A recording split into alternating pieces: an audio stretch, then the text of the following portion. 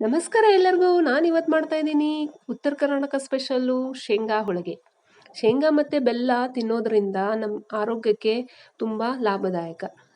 ಶೇಂಗಾ ಮತ್ತು ಬೆಲ್ಲ ತಿನ್ನೋದ್ರಿಂದ ರಿಚ್ ಇನ್ ಪ್ರೋಟೀನ್ ಮತ್ತು ಕ್ಯಾಲ್ಸಿಯಂ ಇರುತ್ತೆ. ಪ್ರತಿದಿನವೂ ನಾವು ತಿನ್ನಬೇಕು, ಮಕ್ಕಳಿಗೂ ಕೊಡಬೇಕು. ನಾರ್ತ್ ಕರ್ನಾಟಕದಲ್ಲಿ ಯಾವುದೇ ಹಬ್ಬ ಇದ್ರೂ ಶೇಂಗಾ ಹೋಳಿಗೆ ಇಲ್ಲದೆ ಹಬ್ಬನೇ ಆಗಲ್ಲ. ನಾನು ವಿಧಾನ ಹೇಳ್ಕೊಡ್ತೀನಿ ನೋಡಿ. ಮೊದಲಿಗೆ ನಾವು ಹಿಟ್ಟು ರೆಡಿ ಮಾಡ್ಕೋಬೇಕು. ಅದಕ್ಕೆ 1 ಕಪ್ ಮೈದಾ, 2 ಕಪ್ ಸೂಜಿ, ಸ್ವಲ್ಪ ತುಪ್ಪ, ಉಪ್ಪು ಮತ್ತು ನೀರು ಹಾಕಿ ಕಲಸಿ ಸೈಡಿಗೆ ಇಟ್ಬಿಡಿ. ಆಮೇಲೆ 1 ಕಪ್ ಶೇಂಗಾ ತೊಗೊಂಡಿದ್ದೀನಿ, ಹುರಿದು ಸಿಪ್ಪೆ ತೆಗೆದಿರುವಂಥದ್ದು. ಆಮೇಲೆ 1 ಕಪ್ ಬೆಲ್ಲ. ಮೆಜರ್ಮೆಂಟ್ ಸೇಮ್ ಇರಲಿ, ಬೆಲ್ಲ ಮತ್ತು ಶೇಂಗಾದು. ಮತ್ತು ಒಂದು ಮಿಕ್ಸಿ ಜಾರ್ ತೊಗೊಳ್ಳಿ, ಅದರೊಳಗೆ ಶೇಂಗಾ ಹಾಕ್ಕೊಳ್ಳಿ. ಸ್ವಲ್ಪ ಎಳ್ಳು ಹುರಿದಿದ್ದೆ, ಅದು ಸ್ವಲ್ಪ ಹಾಕಿದ್ದೀನಿ, ಟೇಸ್ಟ್ ಚೆನ್ನಾಗಿ ಬರುತ್ತೆ ಅಂತ ಅಂದ್ಬಿಟ್ಟು. ಆಮೇಲೆ ಸ್ವಲ್ಪ ಏಲಕ್ಕಿ ಪೌಡರು, ಜಾಯಿಕಾಯಿ ಪೌಡರು, ಶುಂಠಿ ಪೌಡರು ಹಾಕಿ ಮಿಕ್ಸಿ ಮಾಡ್ಕೊಳ್ಳಿ.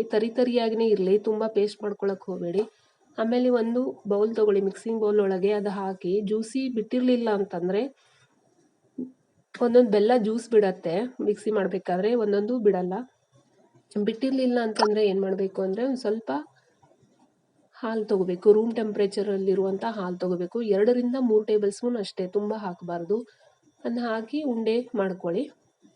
ಇಲ್ಲಿ ನೋಡಿ, ನಾನು ಚಪಾತಿ ಹಿಟ್ಟು ತೊಗೊಂಡಿದ್ನಲ್ವ, ಅಂದರೆ ಮೈದಾದು. ನೀವು ಬೇಕಾದರೆ ಗೋಧಿ ಹಿಟ್ಟಿಂದನೂ ಮಾಡ್ಬೋದು.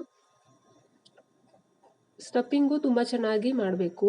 ನೀವು ಯಾವ ರೀತಿ ಸ್ಟಫಿಂಗ್ ಮಾಡ್ತೀರಾ ಅದ್ರ ಮೇಲೆ ಹೋಳಿಗೆ ಹೋಗುತ್ತೆ. ಯಾಕಂದರೆ ರೌಂಡ್ ಆಗಿರೋ ಹೋಳಿಗೆಗೆ ಪೂರ್ತಿಯಾಗಿ ನೀವು ಸ್ಟಫಿಂಗ್ ಹೋದರೆ ರುಚಿ ಬರುತ್ತೆ. ಇಲ್ಲ ಅಂದರೆ ಅದು ಹಿಟ್ಟು ಸ್ವಲ್ಪ ಹಿಟ್ಟಿಟ್ಟಾಗಿ ಹತ್ತತ್ತೆ. ಅದಕ್ಕೋಸ್ಕರ ಸ್ಟಫಿಂಗ್ ಚೆನ್ನಾಗಿರಲಿ, ಇಲ್ಲಾಂದರೆ ಒಡೆದೋಗೋ ಚಾನ್ಸಸ್ ಇರುತ್ತೆ. ಒಡೆದ್ರೆ ಹೋಳಿಗೆ ಎಲ್ಲ ಸೀದು ಹೋಗುತ್ತೆ. ನಿಧಾನವಾಗಿ ಸ್ಟಫ್ ಮಾಡಿ ಲಟ್ಟಿಸಿ. ನಾನಿಲ್ಲಿ ಮೈದಾ ಹಿಟ್ಟು ಹಾಕಿಬಿಟ್ಟು ಲಟ್ಟಿಸ್ತಾ ಇದ್ದೀನಿ. ನೀವು ಬೇಕಂದರೆ ಅಕ್ಕಿ ಹಿಟ್ಟು ಹಚ್ಚಿ ಲಟ್ಟಿಸ್ಬೋದು. ನಿಧಾನವಾಗಿ ಲಟ್ಟಿಸಿ. ಆಮೇಲೆ ನೀವು ಬೇಯಿಸ್ಬೇಕಾದ್ರೆ ಹೈ ಫ್ಲೇಮಲ್ಲಿ ಬೇಯಿಸ್ಬೇಡಿ, ಸಣ್ಣ ಉರಿ ಇಟ್ಕೊಂಡೇ ಬೇಯಿಸಿ. ಇಲ್ಲಿ ನೋಡಿ, ನಾನು ಬೇಯಿಸ್ತಾ ಇದ್ದೀನಿ.